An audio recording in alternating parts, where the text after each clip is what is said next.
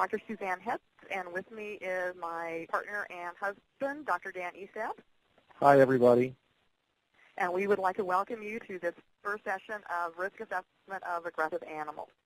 We hope you enjoy this excerpt from our course, Risk Assessment of Aggressive Animals. The course is available now from our site, petprowebinars.com, and will also be part of a larger educational package on having a systematic and objective behavior consulting practice that will be available soon from Applied Animal Behavior Academy. We hope you enjoy this free sample. So what is risk assessment itself? We define risk assessment as an evaluation of an animal's likelihood of causing injury or death to others. And we're, of course, focusing this risk assessment program here on dogs, but there may be a need for doing risk assessments for other animals as well. I've been involved in a couple of risk assessments with domestic cats. I've also heard of risk assessments that have been done with regard to horses and donkeys and mules as well. And so there may be some broad principles here that you can carry away and take into other situations that you may deal with. And Dan, we're also talking about risk assessment of dogs with delivering injury to people primarily. We're not talking a whole lot about injury or causing the death of other animals. We're really talking about dog-to-people aggression. Right. We're really kind of focusing on that, but there again, there may be some of these factors that you can then take away if you're looking at situations of predation or fighting between dogs, situations like that where you want to do an assessment as well. Right.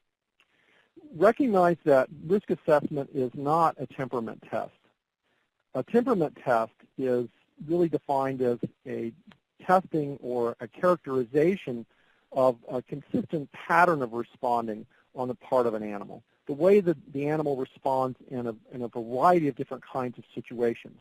And here, we're just simply asking about aggressive behavior, the potential to cause damage to others, and the situations in which that occurs. So we're not trying to characterize the entire temperament of the dog. We're just simply trying to talk about how risky is he in particular situations.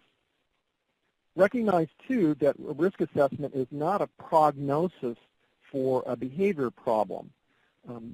Prognosis is defined in medical and veterinary literature as a prediction of the course or outcome of a particular problem. And while you're making a prediction or trying to make a prediction in a risk assessment, it's not exactly the same sort of thing because we're not necessarily predicting about what this dog is likely to do way in the future or whether or not he needs particular kinds of treatment in order to change the outcome of the behavior. It's more just a matter of what we see now and what we are predicting in the not too far future in the way of the behavior of the animal. And recognize, too, that risk assessment is not a behavioral evaluation. It may be a part of a behavioral evaluation, but again, a behavioral evaluation is going to be a much broader kind of thing that you would do for a client or for a legal agency. And it's probably a good idea to have a risk assessment as part of an overall behavioral evaluation anytime that aggression problems are considered or is thought to be a problem for the animal, but it isn't the same thing as the evaluation itself. And just to step back for just 1 second, we're going to be talking about these different factors here in more detail, but just as a reminder, a risk assessment takes into account more than just the animal factors. There's a number of different things that go into whether or not a bite is likely to happen, and that includes not only dog factors, but the factors associated with potential victims, with the environmental factors or surroundings, context in which a bite might happen. And when we're talking about own dogs, we're also talking about family factors. And when we're talking about a group that may be doing a risk assessment and trying to make a decision as to whether or not the animal can be placed, there's also risk for the agency or the group based on the decision that's made as a result of the risk assessment. So there's different factors involved in this. It's not just looking at the animal. So what's the scientific basis for risk assessments anyway? What can the science of animal behavior tell us about making these kinds of predictions that's going to help us do it in a more consistent and justifiable sort of way? Well, the one thing to say about it is that the scientific basis for it at the present time is pretty weak. There aren't that many studies out there that really help to identify risk factors that are out there and that tell us the relative importance of certain risk factors over others. So there's few studies to begin with, and those that are around oftentimes have methodological problems of one sort or another.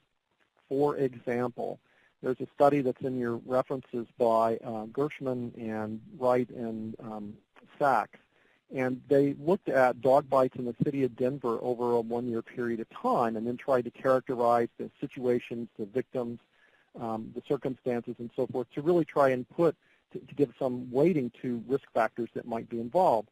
Unfortunately, they were only able to get data on a very, very small sample of all of those dog bites. It was around 10 or 12% of all of the dog bites in that year. And so you really have to question the validity of data like that when it's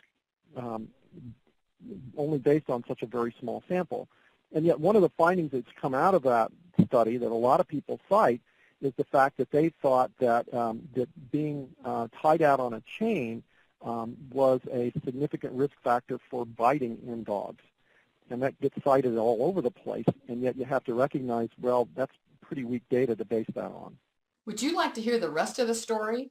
Would you like to learn from behavior scientists who are in touch with the original scientific literature and not just hear how the media or internet sites misinterpret it as what happened in the example that we gave you? Your first step then is to subscribe to our course notification list on appliedanimalbehavioracademy.com. We have a new package coming out soon that will teach you how to have a behavior consulting practice that uses systematic, objective, and scientific methods. And the full risk assessment course will be part of that package.